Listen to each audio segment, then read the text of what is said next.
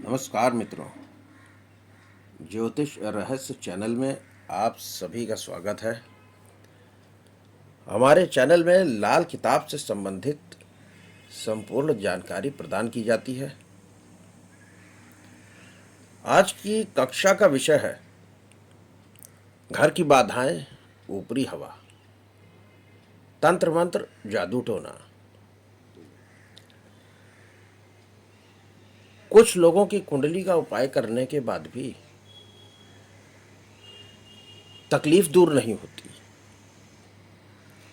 कभी कोई तंत्र मंत्र कर देता है, भूत प्रेत का प्रकोप या ऊपरी बाधा। ये जो भूत प्रेत, ऊपरी बाधा, ऊपरी हवा, नज़र का लग जाना, ये कोई अंधविश्वास नहीं है, ये एक विज्ञान है। जैसे चुंबक लोहे को खींचता है, ऐसे हमारे शरीर में 108 चक्र हैं। तो 108 चक्र की अलग अलग प्रकार की ऊर्जाएं हैं। उनमें विक्षोभ पैदा हो जाना, यानी कि उसमें डिस्टरबेंस आ जाना ही ऊपरी हवा, प्रेत, भूत, तंत्र मंत्र कहलाता है।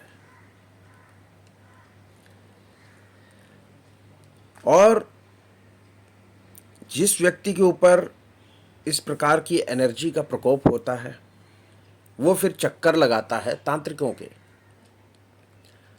और तांत्रिक आप आज की डेट में ढूंढेंगे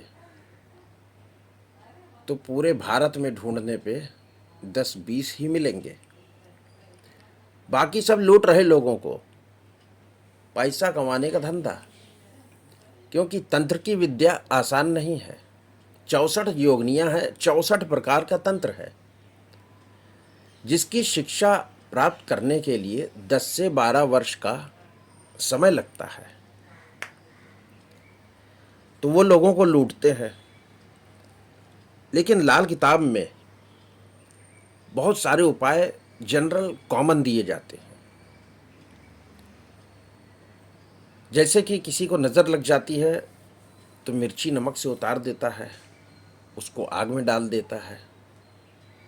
ठीक उसी प्रकार से कुछ वस्तुएं हैं जिनकी मदद से कि अगर आपके ऊपर कोई ऊपरी बाधा, ऊपरी हवा, तंत्र मंत्र, भूत प्रेत, जो भी आपके समझ में आता है, आपको ऐसा लग रहा कि घर में कोई गंभीर रूप से अनजानी ताकत कुछ गड़बड़ कर रही, भूत प्रेत का प्रकोप है, तो इसके लिए कायदे से तो किसी विशेषज्ञ की ज़रूरत होती है। और विशेषज्ञ बताया मैंने कि 15-20 से ज़्यादा पूरे हिंदुस्तान में नहीं होंगे। परंतु लाल किताब में सामान्य रूप से ये जो एनर्जी का विक्षोभ है, ऊर्जा का डिस्टरबेंस ऑफ एनर्जी है हमारे चक्रों की, उसको ठीक करने का उपाय बताया गया है। तो इसके लिए कुछ सामग्री है, वो पहले दिखाता हूँ। पहली चीज़ है वच। जैसा कि आप चित्र में देख रहे हैं, वच है और सूखने के बाद ऐसा ब्राउन हो जाता है। इसको लेना है। उसके बाद है सांप की केचुली। ये सांप की केचुली मिलना थोड़ा मुश्किल होगा, लेकिन जंगल में जाएंगे मिल जाएगा, या किसी सपेरे को पकड़ेंगे तो मिल जाएगा। और ऑनलाइन तो सब कुछ उपलब्ध है। वच लेना है, सांप की केचुली लेना है, खुरासनी अजवाइन, उसके बाद है गुगुची, जिसे गुंजा के नाम से भी जाना जाता है, रक्त गुंजा और श्वेत गुंजा, ये लेना है। उसके बाद अपामार्क का पंचांग। जैसा कि आप देख रहे हैं, बाएं तरफ ताज़ा पौधा है और बाएं तरफ उसका पंचांग है, जड़, तना, फूल, पत्ती सब कुछ। फिर है मुरली। मुरली ये घास के जैसी ही रहती है, एक जड़ी है मुरली।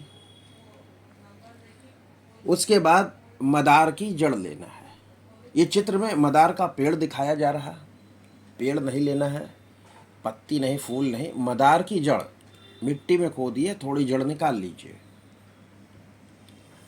उसके बाद तुलसी, तुलसी की भी जड़ लेना है। और नीम के पौधे को तो सभी पहचानते हैं, ये नीम का पेड़ है, इसकी भी जड़ लेना है। फिर बिंब फल, उसके बाद है अमरबेल। आपने पेड़ों पे देखा होगा, अमरबेल सभी पहचानते हैं, जो नहीं देखते वो चित्र में देख लें। बेल होती है जो पूरे वृक्ष को ढक लेती है और उनका रस चूसती रहती है। अमरबेल दूसरों पर आधारित है। उसके बाद गुग्गुल, गुग्गुल के बाद धूप, धूप लकड़ी, ये खैर की लकड़ी भी हो सकती है, आम की भी हो सकती है, इसको लेना है। वो लकड़ी जो धूप बनाने में इस्तेमाल होती है। फिर है रक्त चंदन और ब्राह्मी, ब्राह्मी बूटी। ब्राह्मी बूटी खाने से दिमाग मस्तिष्क बढ़ता है। यही बूटी खाकर विवेकानंद ने अमेरिका में इतना बड़ा लेक्चर दिया था। फिर है शंखावली, उसके बाद तिल और जौ। इन सभी को ले लेना है समान मात्रा में और बनाना है इनका मिश्रण। फिर इस मिश्रण को गाय के कंडे की आग पर जलाकर धूनी देना है। धूनी देने का अर्थ है कि धुआं करना है पूरे घर में, और ये धूनी देनी है 10 मिनट तक देनी चाहिए। 10 मिनट तक धुआं सर्वत्र देने से किसी भी प्रकार का वायु दोष हो, आपके घर में जर्म्स हो, वायरस हो, या बाहरी शक्ति आपको ऐसा लगता कि कोई जादू टोना कर दिया है, इन सभी प्रकार की जो लहरें हैं उनसे रक्षा करता है।